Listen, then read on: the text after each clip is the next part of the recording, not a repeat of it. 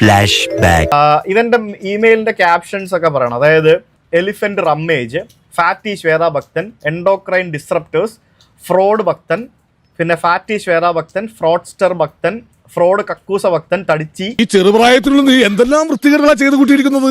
ഇങ്ങനെയാണെങ്കിൽ നിനക്ക് അപ്പി ഇടാൻ പോലും സമയം കിട്ടിക്കാണില്ലല്ലോ. ചേട്ടാ അത്രയ്ക്ക് ചങ്കൂറ്റുള്ളവനാരാ? ഇതേതായാലും വെറുതെ വിടാൻ പറ്റില്ല. എലിഫന്റ് എന്റെ ഭാര്യ ഒരു പെറ്റാണെന്നും ഞാൻ ആ പെറ്റിനെ എലിഫന്റ് ആയിട്ട് കൺസിഡർ ചെയ്ത് ഞാനിവിടെ വളർത്തുവാണെന്നുമാണ് ഈ നായിന്റെ മോൻ മെയിൽ അയച്ചിരിക്കുന്നത്. നെഗറ്റീവ് മാത്രം പറയുന്ന ചില സോഷ്യൽ മീഡിയ മെഗലോമാനിയാക്സ് എന്നെ ബോഡി ഷേമിംഗ് ചെയ്യും. ആ ബാധചൂടം കളിയാക്കും. കൈകിടെ പണ്ടം വരുമ്പോ ഞാൻ പുറത്തുള്ള പന്നി ഓരോ മാരണങ്ങളെ വീട്ടിലേക്ക് പെണ്ണങ്ങൾ വിളിച്ചു പറയും കുൻസായ്മ. ആരാണ് അവൻ എവിടാണെന്നുണ്ടെങ്കിലും അവന്റെ വീട്ടിൽ പോയി ഞാൻ ശ്വേതയും കൂടെ അവനെ തല്ലും. നീ ഈ കാണിക്കുന്ന ചിലപ്പോ നേരിട്ട് കാണിക്കണേ. മോന് ബിരിയാണിയും ചോറും എല്ലാം ഞാൻ ഒരുമിച്ച് തരാം കേട്ടോ. ഞാൻ തല്ലും, നീ വന്നില്ല ഞാൻ തല്ലും. എന്നിട്ട് തല്ലിയിട്ട് അവൻ എനിക്കെതിരെ കേസ് കൊടുക്കും. എന്നിട്ട് ഞാൻ പോയി ജയിലിൽ കിടക്കും. ഈ വില്ലനെ കണ്ടുമുട്ടിയാൽ അന്ന് കൊടുക്കാമെന്ന് ഉറപ്പിച്ച് മനസ്സിൽ കൊണ്ടു നടന്ന പകയുടെ ഒന്നാം മൂല്യമാണ് ഇന്ന് ജിമ്മിച്ചൻ ഇവിടെ പുറത്തിറക്കിയത്. കയ്യിൽ കിട്ടിയ അവന്റെ ശവം പോലും കിട്ടില്ല. കുടുംബത്തിനെതിരെ ആര് നിന്നാലും തീർത്തേക്കണം. ഈ അണ്ടർ സർവേലൻസ്. നമ്മുടെ കേരള പോലീസിന് കുറച്ചെങ്കിലും കഴിവുണ്ടെങ്കിൽ ആ ആൾ ഉടനെ തന്നെ പിടിച്ചിരിക്കും എന്നുള്ളതാണ്. വിഷമങ്ങളെല്ലാം എന്നോട് പറഞ്ഞല്ലോ, ഇനി ഞാൻ നോക്കിക്കോളാം. We actually found A person. ആരാന്ന് ഞങ്ങൾ പറയില്ല. ഇപ്പൊ എന്തായി അവൻ എവിടുത്തുകാരനാണെന്ന് എന്തെങ്കിലും സൂചന കിട്ടിയോ? ഇവൻ ഇന്ത്യയിലല്ല, അതാണ് ഇവന്റെ ഏറ്റവും വലിയ അഹങ്കാരം. ഇതായിരുന്നു അവന്റെ കോൺഫിഡൻസ്. ഞങ്ങൾ പോലീസ് സ്റ്റേഷനിൽ പോയപ്പോ പോലീസുകാർ കണ്ടുപിടിച്ച് വെച്ച ഫൈൻഡിങ്ങും എത്തിക്കൽ ഹാക്കേഴ്സ് ആയിട്ടുള്ള ആൾക്കാർ കണ്ടുപിടിച്ച് തന്ന ഫൈൻഡിങ്സും 5-6 പേര് കണ്ടുപിടിച്ച് തന്ന ഫൈൻഡിങ്സും IP അഡ്രസ്സും എല്ലാ സംഭവങ്ങളും ഒരാളുടെ അടുത്തേക്കാണ് എത്തുന്നത്.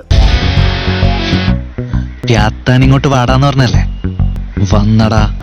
നിന്നെയൊക്കെ തപ്പി ഇവിടം വരെ എത്തുന്നു വിചാരിച്ചു കാണില്ല. So with the help of some of my followers, I found you. I found his number. ചോദിക്കുന്നു what is this about എന്ന് ചോദിച്ചു.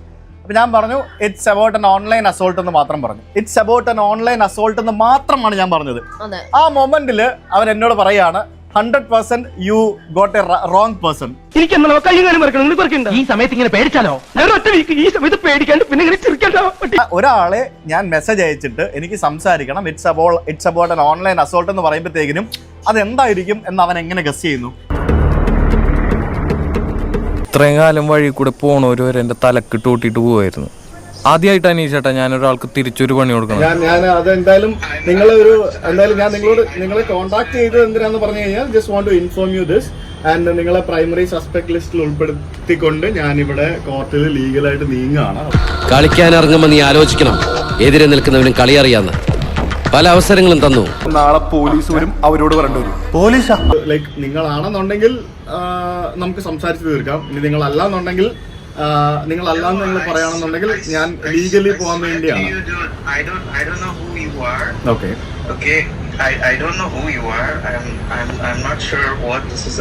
ഓക്കെ നീ ഞങ്ങളോട് സഹകരിച്ചാൽ നിനക്ക് ഒരു കുഴപ്പം വരില്ല.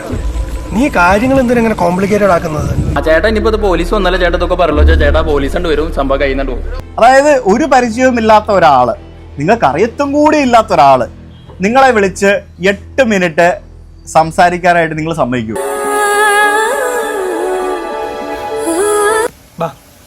ഒരുപാട് നേരം നിന്നാ. ഇതിന് ശേഷം കറക്റ്റ് 2 മണിക്കൂർ കഴിഞ്ഞിട്ട് ഇവൻ എനിക്ക് മെയിൽ അയച്ചിരിക്കുകയാണ്. I am warning you that you got the wrong guy. I got the wrong guy നീ എങ്ങനെ മനസ്സിലാക്കണം മണ്ട? പറഞ്ഞു മനസ്സിലാക്കിയിട്ടോ ഭീഷണിപ്പെടുത്തിയിട്ടോ മോന്റെ കാര്യത്തിൽ ഒരു തീരുമാനം ഉണ്ടാവുമെന്ന് തോന്നുന്നില്ല. അപ്പൊ എന്താ ചെയ്യുക? ഒരു തീരുമാനം വേണ്ടേ? ദേ അവരെ കണ്ടോ. നല്ലൊരു സ്ഥലത്തേക്ക് നിന്നെ ഞാൻ സുഖവാസത്തിന് അയക്കുന്നുണ്ട്. അതിന് കുറച്ചുകൂടി ചടങ്ങുകൾ ബാക്കിയുണ്ട്.